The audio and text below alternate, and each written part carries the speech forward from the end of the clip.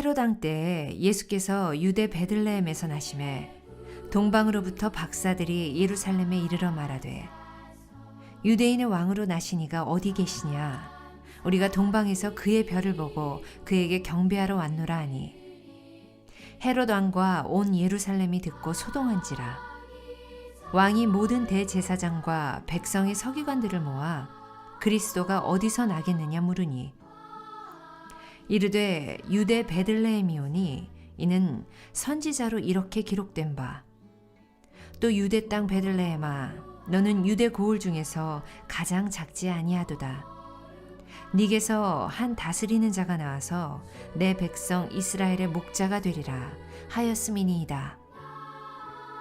이에 헤롯이 가만히 박사들을 불러 별이 나타난 때를 자세히 묻고 베들레헴으로 보내며 이르되 가서 아기에 대하여 자세히 알아보고 찾거든 내게 고하여 나도 가서 그에게 경배하게 하라. 박사들이 왕의 말을 듣고 갈새 동방에서 보던 그 별이 문득 앞서 인도하여 가다가 아기 있는 곳 위에 머물러 서 있는지라. 그들이 별을 보고 매우 크게 기뻐하더라. 집에 들어가 아기와 그의 어머니 마리아가 함께 있는 것을 보고 엎드려 아기께 경배하고 보배압을 열어 황금과 유향과 모략을 예물로 드리니라. 그들은 꿈에 헤롯에게로 돌아가지 말라 지시하심을 받아 다른 길로 고국에 돌아가니라. 네, 1930년대 미국에서 이 경제 공황이라는 게 있었습니다. 그래서 사람들이 굉장히 힘들어하고 있던 그 시기에 로버트 메이라는 이 동화 작가가 있었는데 인류 작가는 아니었고 삼류 작가였답니다. 근데 이분의 이제 사모님 되시는 부인이 병에 걸리셔서 오랜 시간 동안 병원에 입원해 있었다고 합니다. 그래서 그동안 이제 병원비와 생활비 때문에 이제 집안의 모든 잔고가 거의 다 바닥이 나는 상황이었습니다. 이 남편이 아내를 위하여서 동화 한 편을 지었습니다. 그런데 그 동화 내용이 뭔가 하면 우리가 잘 아는 내용입니다. 루돌프라는 사슴이 나오는 동화인데 코에서 빨간 불빛이 나오는 사슴. 네, 이 루돌프는 자신의 코 때문에 친구들에게 놀림을 받습니다. 그렇지만 그 어둠을 밝히는 루돌프의 코 때문에 산타클로스가 안전하게 선물을 전해줄 수 있다는 그러한 내용의 동화입니다.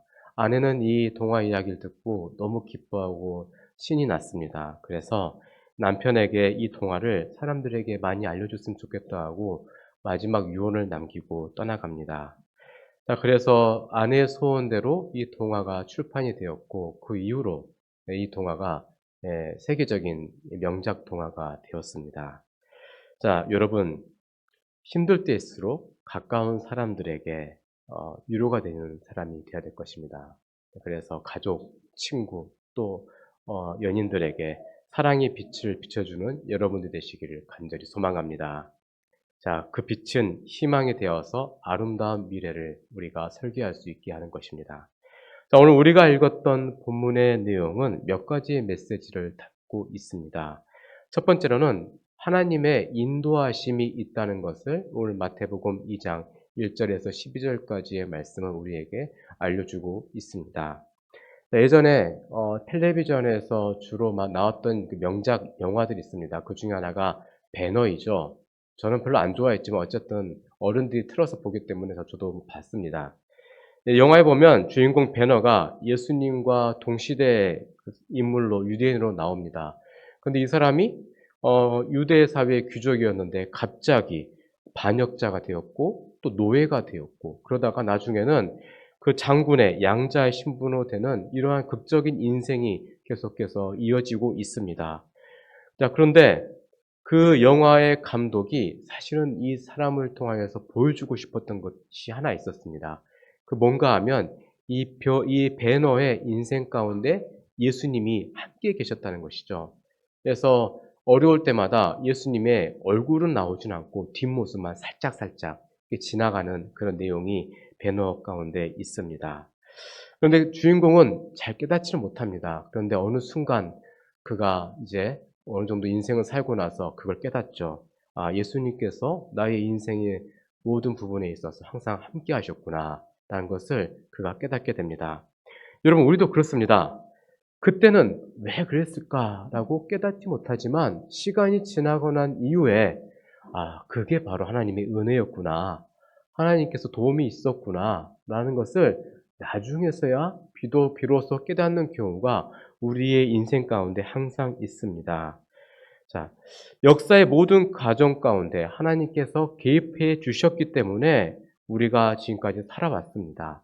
그렇다면 앞으로의 인생도 하나님의 도움이 있어야 우리가 살 수 있다는 것을 우리가 알게 되는 것입니다. 하나님의 은혜가 아니면 그 어떤 인생도 살아갈 수가 없습니다. 어떤 것도 감당할 수가 없습니다. 어려운 때일수록 우리는 하나님의 도우심이 필요합니다. 오늘 본문에서는 2000년 전에 이스라엘 땅에서 하나님의 특별한 인도하심을 경험했던 사람들이 나옵니다. 먼저는 동방박사고 그리고 목동들이었습니다. 자, 이 사람들은 하나님의 특별한 인도하심을 경험을 했습니다. 우리가 그들처럼 하나님의 인도하심을 받기 위해서는 무엇을 해야 되는지, 어떠한 마음을 준비해야 되는지를 본문을 통하여서 우리가 함께 나누고자 합니다. 자, 먼저는 우리가 하나님의 비전을 볼 수 있어야 합니다. 자, 한 예화가 있습니다. 어느 구두원이 아프리카로 구두를 팔러 갔습니다. 그런데 어느 부족에 갔는데 전 부족 사람들이 신발을 신고 있지 않더랍니다. 구두를 파러 간 사람들이 신발 신지 않은 것을 보고 난감했습니다. 그래서 본사에 이런 전문을 보냅니다.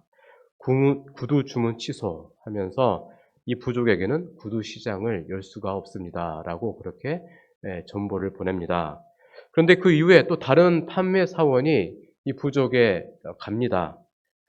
그리고 본사에 또 다른 전문을 보냅니다. 무슨 내용인가 하면 구두 주문을 곧절로 해야 됩니다.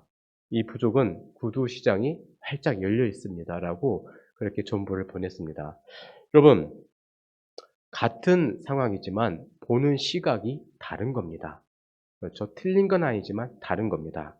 한 사람은 비전이 없이 보았고 한 사람은 비전이 있어서 본 것입니다. 자, 성경은 우리에게 이렇게 말씀합니다. 잠언서 29장 18절 보면 이런 말씀이 있습니다. 함께 읽어보겠습니다. 시작. 묵시가 없으면 백성이 방자에 행하거니와 율법을 지키는 자는 복이 있느니라. 아멘. 자, 여러분, 무슨 말인가 싶을지 몰라도 원문을 보면 이 묵시란 말이 비전입니다. 비전이 없으면 백성이 방자하게 행하고 율법을 지키는 사람은, 그래서 율법을 통하여서 비전을 가진 사람은 복이 있다는 말씀입니다.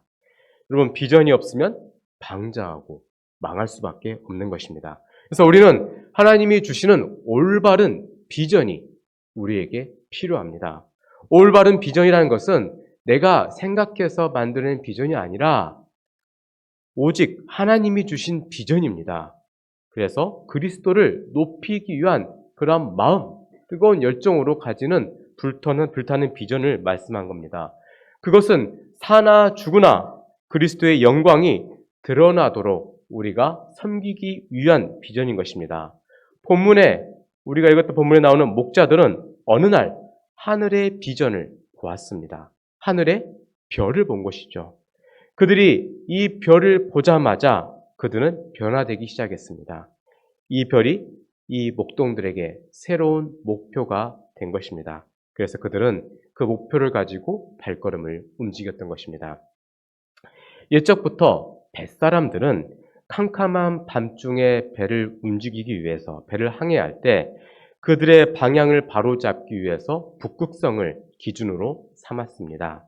왜냐하면 다른 별들은 시간이 지나면 움직이지만 북극성만큼은 절대 변함없이 움직이지 않기 때문입니다.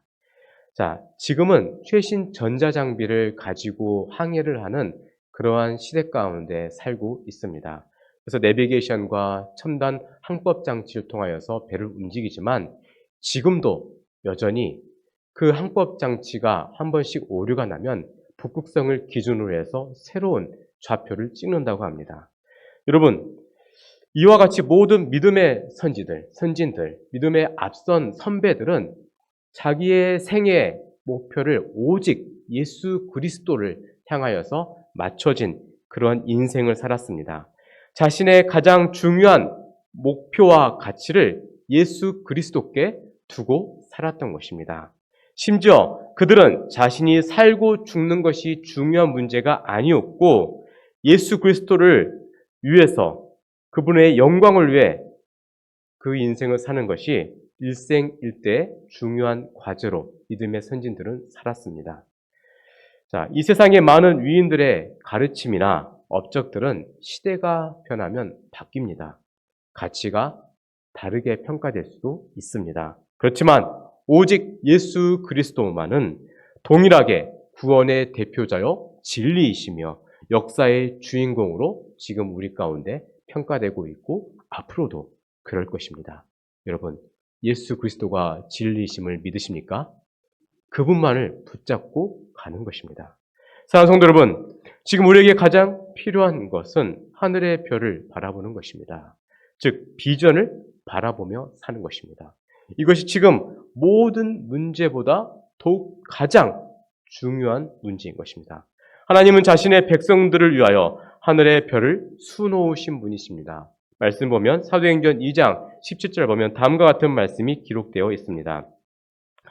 하나님이 말씀하시기를 말세에 내가 내 영을 모든 육체에 부어주리니 너희의 자녀들은 예언할 것이요 너희의 젊은이들은 환상을 보고 너희의 늙은이들은 꿈을 꾸리라 입니다.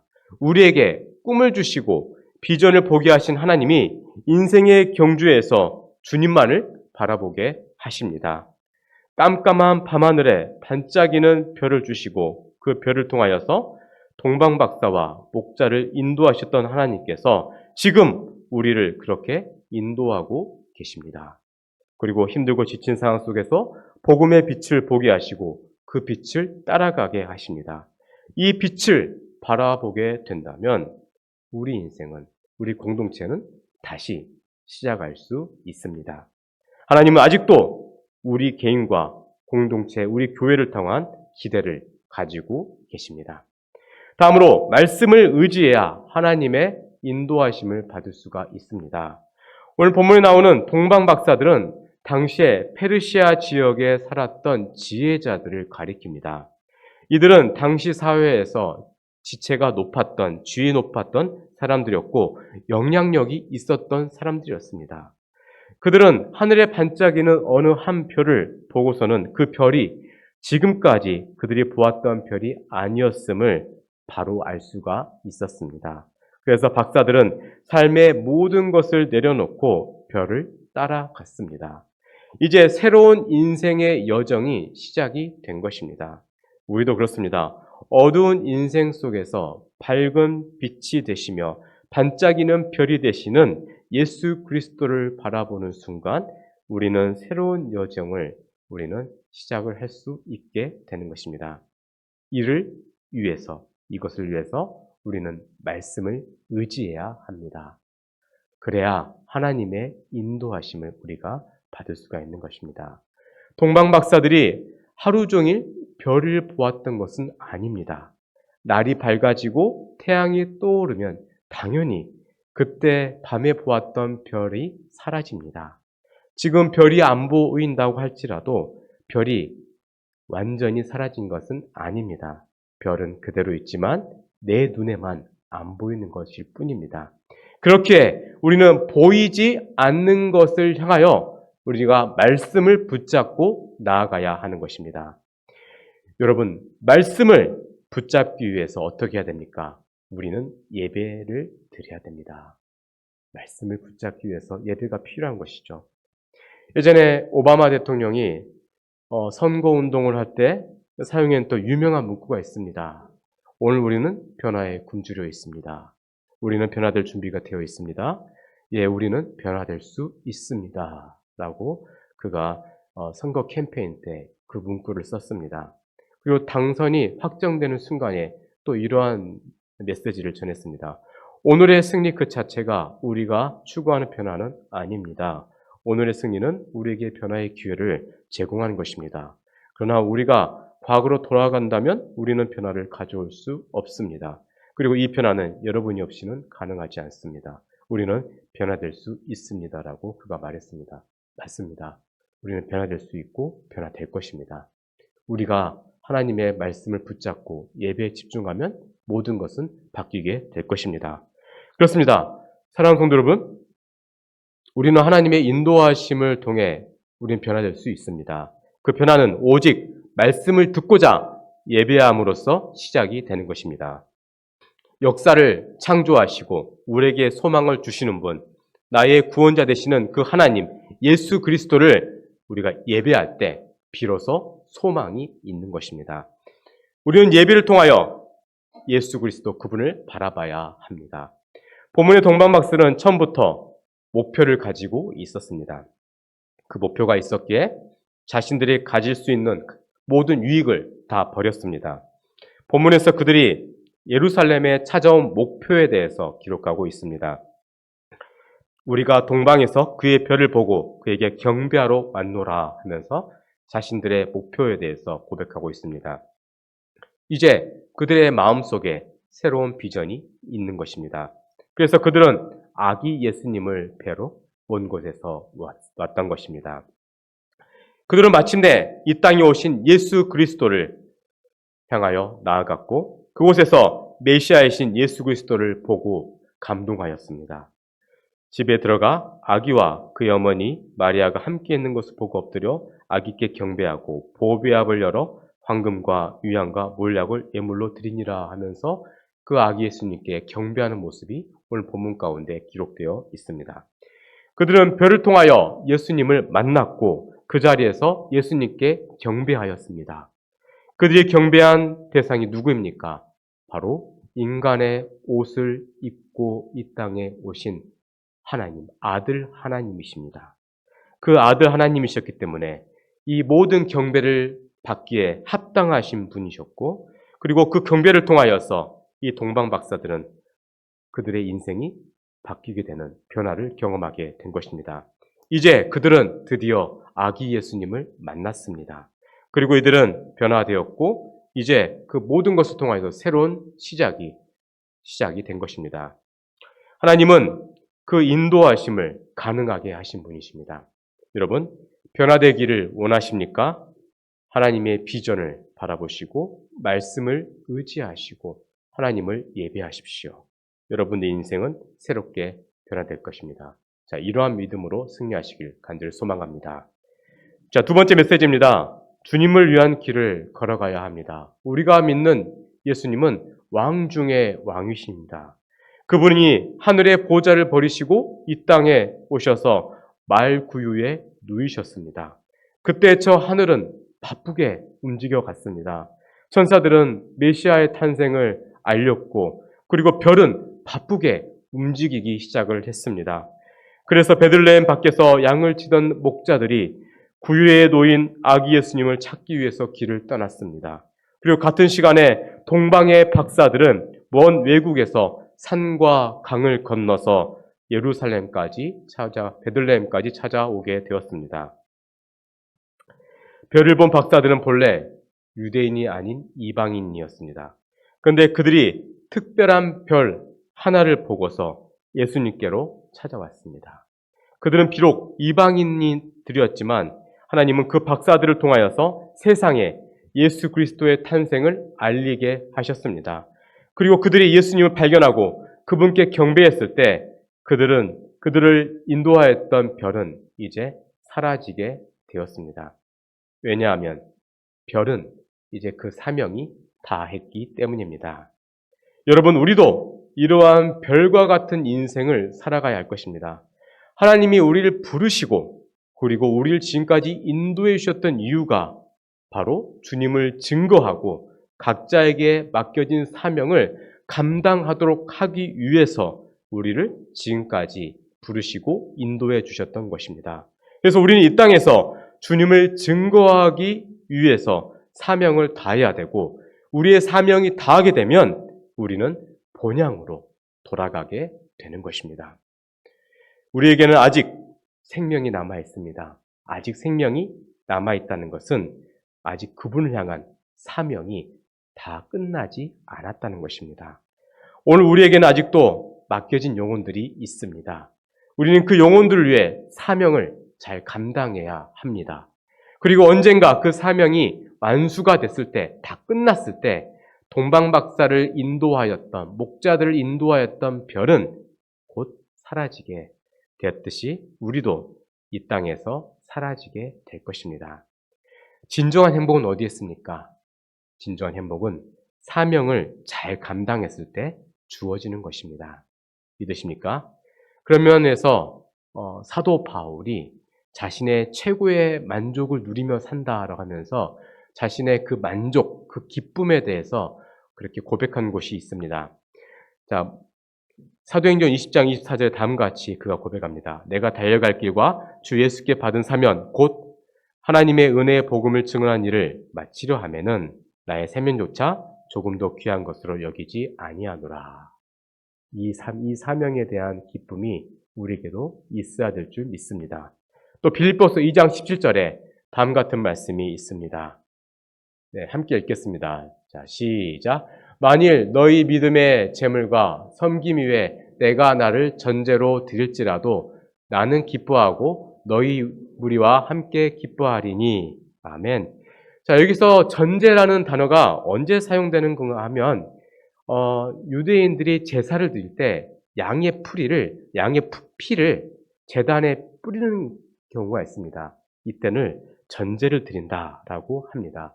그러니까 자신의 그 피가 이제 쏟아진다 할지라도 자신의 사명을 감당한 일이기 때문에 나는 행복하다라고 사도 바울이 고백을 한 것입니다. 여러분, 이러한 행복이 진정한 행복인 것입니다. 보통 교회마다 성탄절 되면 우리가 메시아 찬송을 그 대형 교회들이나 아주 중형 교회들은 부릅니다. 이 메시아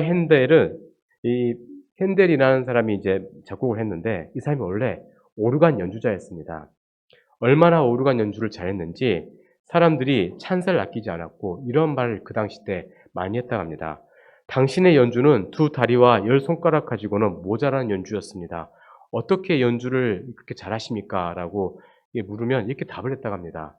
저는 오르간을 연주하고 있을 때 내 마음과 생각과 힘과 목숨을 다하고 있습니다. 이 순간 여기에서 죽어도 좋다라는 마음으로 연주합니다라고 그가 그렇게 고백을 했다고 합니다. 그렇습니다. 이러한 모습이 있었기 때문에 당시에 많은 사람들이 그의 연주에 감동을 했다고 합니다. 온 마음과 정성, 온 뜻을 다하는 순간에 행복이 있는 것입니다. 동방박사들은 아기로 오신 메시아를 보게 되었습니다. 그때 그들의 감동이 얼마나 컸겠습니까? 아기로 오신 예수님, 그 하나님을 그가 직접 본 것입니다. 우주를 창조하신 하나님, 역사를 주관하신 하나님을 직접 눈으로 뵙고 만날 수 있게 된 것입니다. 이 영광스러운 장면은 동방박사들의 마음을 설레게 하였습니다. 그들은 지금까지 별을 보면서 예루살렘을 거쳐서 베들레헴까지 왔습니다. 그러나 아기 예수님을 배웠을 때 그는 더 이상 별에 머물지 않았습니다. 이제 아기 예수님을 만났기 때문입니다. 그리고 그 아기 예수님께 경배를 합니다. 경배의 대상은 오직 예수님 한 분밖에 없다는 것을 그들이 보여주었습니다. 사도 요한이 역사의 비밀과 우주의 수수께끼를 담은 하나님의 놀라운 비밀을 천사를 통하였을 때 얼마나 놀랐겠습니까? 여러분, 사도 요한이 그러한 이 놀라운 것을 보았을 때 너무나 놀랐습니다. 그 비밀, 그 역사하심, 수수께끼를 보았을 때 사도 요한은 이렇게 고백을 했습니다. 천사에게 이런 이야기를 했습니다. 네, 당신께 엎드려 경배하겠습니다. 라고 하니까 천사들이 이렇게 답을 합니다. 삼가 그러지 말고 오직 하나님께 경배하라. 그렇습니다. 여러분, 오직 경배의 대상은 예수 그리스도 한 분밖에 없고 하나님밖에 없습니다. 광야에서 시험을 치르셨던 예수님을 사단이 시험을 합니다. 사단이 예수님께 천하만국을 보여주면서 자신에게 경배하러 갑니다. 그러자 이렇게 말씀합니다. 이르되 모든 권위와 영광을 내가 내게 주리라. 이것은 내게 넘겨준 것이므로 내가 원하는 자에게 주노라. 그러므로 네가 만일 내게 절하면 다 내 것이 되리라. 이 말을 할 때 주님께서 다음과 같이 말씀합니다. 주 너의 하나님만 경배하고 다만 그를 섬기라. 여러분, 하나님 한 분만 섬겨야 되는 것입니다. 네, 그래야 거기에서 기쁨이 있는 것입니다. 경배의 대상은 하나님밖에 없는 것입니다. 오늘 본문에서 동방 박사들이 아기 예수님께 경배했다는 것은 그분이 하나님이시다는 것을 그들이 알았기 때문입니다. 그래서 그들은 보배 합을 열고 황금과 유향과 몰약을 그 아기 예수님께 예물로 드립니다. 이 예물들은 나름대로의 의미가 있었지만, 그런데 이 본문에서는 이 예물을 드렸던 이유는 그 당시에 이 황금과 유향과 몰약은 가장 값비싼 것이었고 가장 귀한 것이었기 때문에 그 아기 예수님께 드린 것이었습니다. 여러분, 박사들을 인도했던 별은 이제 사라졌습니다. 그러나 별이 증거한 예수님은 지금 우리와 함께 하십니다. 그리고 예수님을 찾았던 박사들은 지금 우리 곁에 없지만 그들이 만났던 예수님이 지금 우리와 함께 하십니다. 그들이 만났던 예수님, 별이 증거했던 예수님은 우리가 만난 예수님과 동일하신 예수님이십니다. 믿으십니까? 우리가 그 예수님을 믿어야 구원의 길로 갈 수가 있습니다. 이제 우리는 예수님이 인도하시는 길로 발을 한 걸음 한 걸음 인도함을 받아야 할 것입니다. 동방 박사들이 만났던 예수님, 그리고 우리가 만났던 예수님을 이제 다른 사람들에게도 전할 수 있어야 합니다. 동방 박사들이 아기 예수를 만나기 위해서 먼 거리를 여행하였던 것처럼 우리도 복음의 빛이 인도하는 먼 구원의 길을 주님과 함께, 예수님과 함께 걸어가야 합니다. 그 한 걸음 한 걸음이 비록 힘들고 어렵긴 하지만 우리 주님이 함께 하시면 우리는 목적지에 우리가 도착할 수가 있습니다.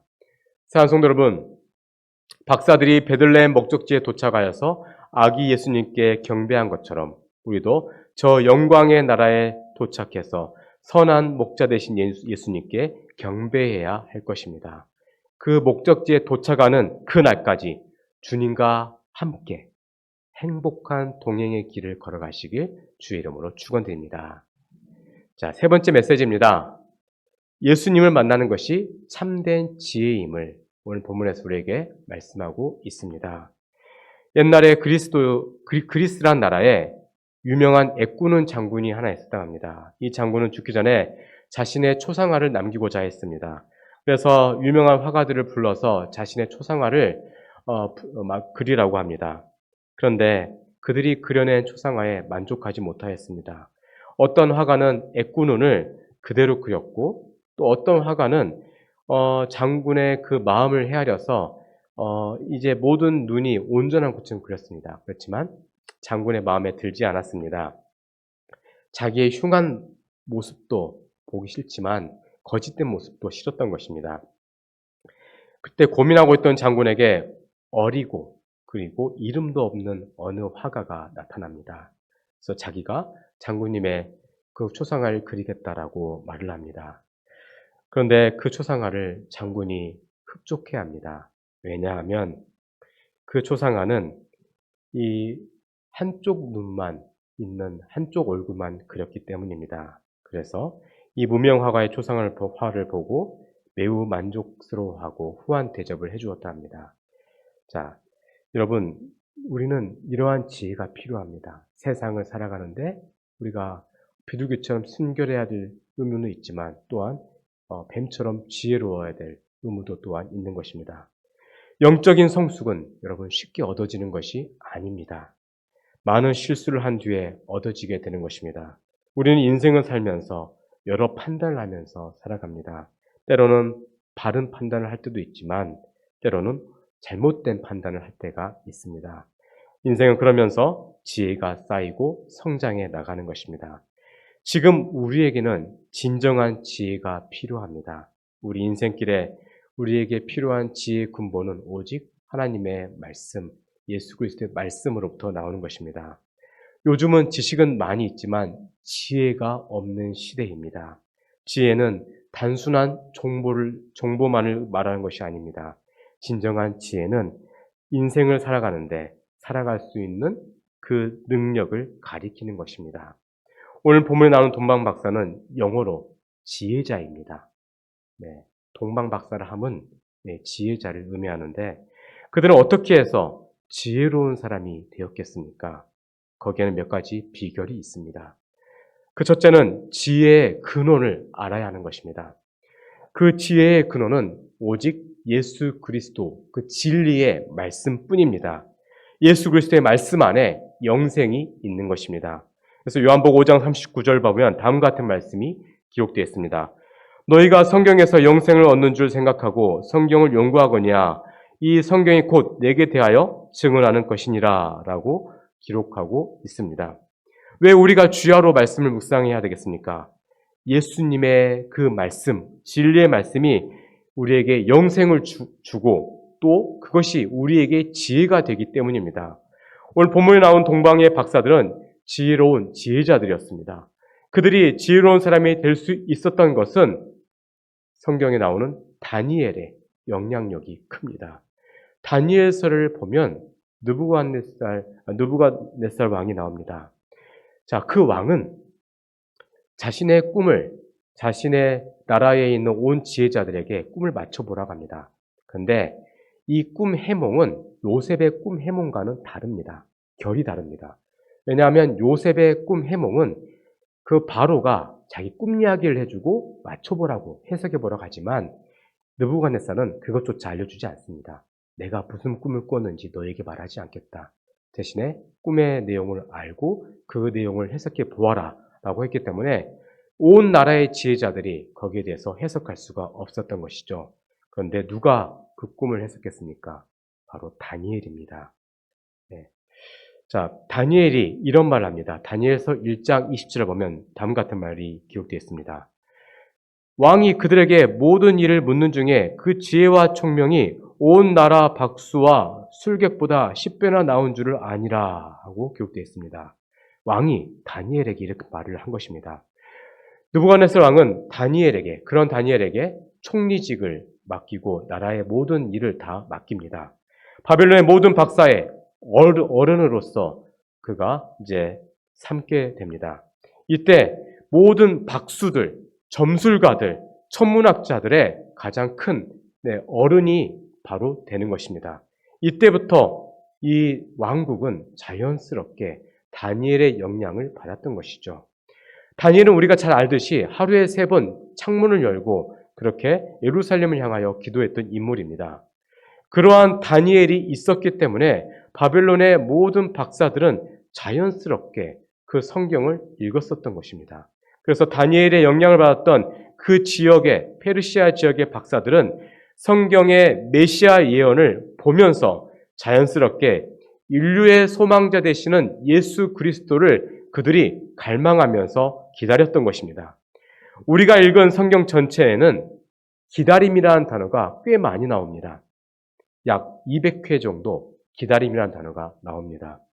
특별히 노아는 그 배를 완성하기까지 120년 동안 그 배를 짓고 그리고 그날을 기다렸습니다. 모세는 광야에서 가나안 땅에 돌아가기까지 40년이라는 시간을 기다려야 했습니다. 아브라함은 자신의 아들 이삭을 낳기 위해서 약속의 아들을 낳기 위해서 100년을 기다렸습니다. 성경은 1500년이라는 시간에 걸쳐서 완성이 되었고 우리는 예수님의 재림을 2000년간 계속해서 기다리고 있습니다. 지금 우리에게 동방박사의 기다림은 우리에게 많은 것을 깨닫게 하고 있습니다. 그들이 읽었던 성경은 지금 우리가 읽는 완전한 성경은 아닙니다. 조각조각으로 이루어진 모세오경이었을 것입니다. 그럼에도 그들은 그 성경 말씀을 읽었고 메시아를 기다리고 있었습니다. 참으로 놀라운 것입니다. 여러분, 이러한 일들이 가능할 수 있었던 이유는 하나님의 말씀은 자신이 말씀임을 스스로 증거하기 때문입니다. 내가 말씀이요 하고 스스로 말씀의 능력이 우리에게 그것을 가르쳐주고 있기 때문에 그들이 비록 모세오경 그 얼마 되지 않는 성경을 가지고 있다 할지라도 그 말씀을 통하여서 하나님을 그들은 볼 수가 있었던 것입니다. 여러분, 지금 북한 땅에는 아직도 수많은 지하교회가 남아 있습니다. 그들이 어떤 연유로, 어떤 이유로 지금까지 그들의 신앙을 지키고 있었겠습니까? 그들은 어떻게 구했는지는 모르지만 그들은 누군가 그들에게 전해주었던 말씀 조각들을 그들이 가지고 있기 때문입니다. 온전한 성경은 그들에게 없겠지만 누군가 써서 주었던 성경 말씀이 그들에게 있기 때문에 그들은 그 믿음을 지금까지 지켜내고 있는 것입니다. 그렇습니다. 말씀이 있는 곳에 생명이 있고 기적이 있고 능력이 있는 것입니다. 믿으십니까? 우리는 그 말씀을 읽어야 우리는 영원한 생명을 얻을 수 있고 능력과 기적을 얻을 수가 있습니다. 그 말씀을 마음속에 가득하게 채우시고 새겨놓으시길 간절히 소망합니다. 여러분, 말씀이 있으면 세상을 바로 볼 수가 있습니다. 동방 박사들이 아무리 이방인이라 할지라도 이방의 교육을 받았던 사람이라 할지라도 그들은 말씀을 접했고 그 말씀이 박사들을 예수님께로 인도해 나가게 했던 것입니다. 결국 그들은 그 중에서도 민수기 24장 17절 말씀을 기억을 했을 것이고 저 멀리 동방에서 별 하나만을 보고 믿음으로 예수님을 찾아왔던 것입니다. 그 믿음의 말씀이 민수기 24장 17절입니다. 자, 우리가 함께 읽겠습니다. 자, 시작. 내가 그를 보아도 이때의 일이 아니며 내가 그를 바라보아도 가까운 일이 아니로다. 한 별이 야곱에게서 나오며 한 규가 이스라엘에게서 일어나서 모압을 이쪽에서 저쪽까지 쳐서 무찌르고 또 셋의 자식들을 다 멸하리로다. 아멘. 자, 여러분, 이 말씀을 통하여서 그들이 메시아가 탄생될 것을 알고 있었고 또 그 메시아가 별과 관련이 있다는 것을 박사들이었기 때문에 그들은 깨달았던 것입니다. 그래서 그들은 그 말씀이 주셨던 그 믿음을 가지고 모든 것을 내버리고 먼 길을 그들이 왔던 것입니다. 유대 땅에 도착한 박사들은 우리가 염려하는 것처럼 그들이 헤맸던 것은 아니었을 것입니다. 그들은 생각보다 쉽게 예수님이 나신 곳이 어디인지를 찾았을 것입니다. 물론 처음에는 이 사람 저 사람에게 물어보면서 나름대로 길을 찾으려고 했었을 것입니다. 유대인의 새로운 왕이 나왔다는데 그 소식을 들으셨습니까? 하면서 유대 땅에 가서 사람들에게 물었을 것입니다. 그러나 아무도 그 사실을 아는 사람이 없었습니다. 일단 유대 땅까지는 왔지만 정확한 위치는 그들이 알지는 못하였습니다. 그러나 감사하게도 바로 그때 동방에서 보았던 그 특이한 별 하나가 다시 자기들 위에서 비치기 시작한 것입니다. 그리고 그 별은 어느 한 집을 비추어 주었습니다. 그래서 그들은 확신을 가지고 그 집 안에, 그 마국 안에 들어갔던 것입니다. 그리고 드디어 아기 예수님을 만났습니다. 영광의 왕 중의 왕이 이제 그들 눈앞에 계신 것입니다. 그래서 박사들은 너무나 기뻐했습니다. 오늘 본문 10절 우리가 함께 읽어보겠습니다. 본문 10절 우리가 찾아보시고요. 자, 함께 읽겠습니다. 시작.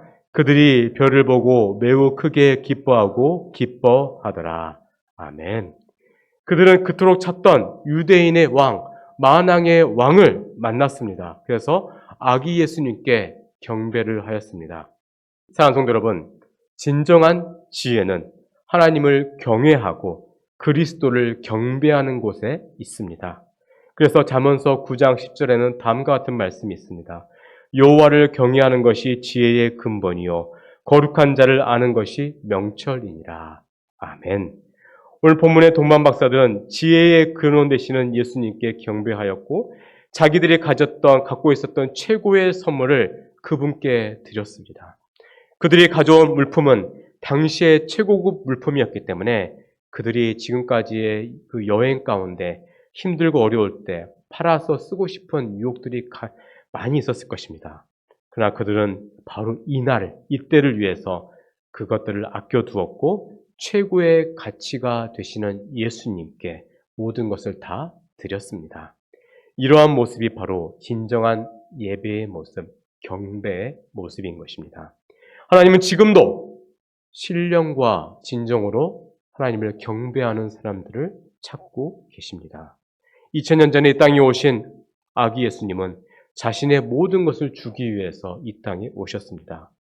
그분은 우리 가운데 있는 죄와 사망과 저주와 사탄과 율법의 권세를 꺾으셨고 또 마귀의 일을 꺾으시기 위해서 아기 예수님으로 이 땅에 오셨습니다. 그리고 십자가에서 다 이루셨습니다. 네. 여러분, 우리는 지금까지 사탄의 종노릇하면서 살았던 인생이었습니다. 그러나 이제 하나님의 자녀가 되었습니다. 그리스도의 신부가 되었습니다. 믿으십니까? 오늘 우리도 내가 가진 최고의 선물을 하나님께 드림으로 주님을 경배해야 할 것입니다. 이러한 믿음으로 남은 한 해를 잘 마무리하시길 주의 이름으로 축원드립니다. 기도하겠습니다. 우리를 위하여 낮고 천한 모습으로 오신 예수님을 찬양합니다. 우리가 이 땅에 살면서 주님이 보여주시는 비전을 바라보게 하시고 주신 말씀으로 인도함을 받게 하옵소서. 그리하여 주님을 위한 길을 걸어가게 하시고 참된 지혜자 되신 예수 그리스도만을 증언하는 인생이 되게 하여 주옵소서. 감사드리며 예수님 이름으로 기도드렸습니다. 아멘.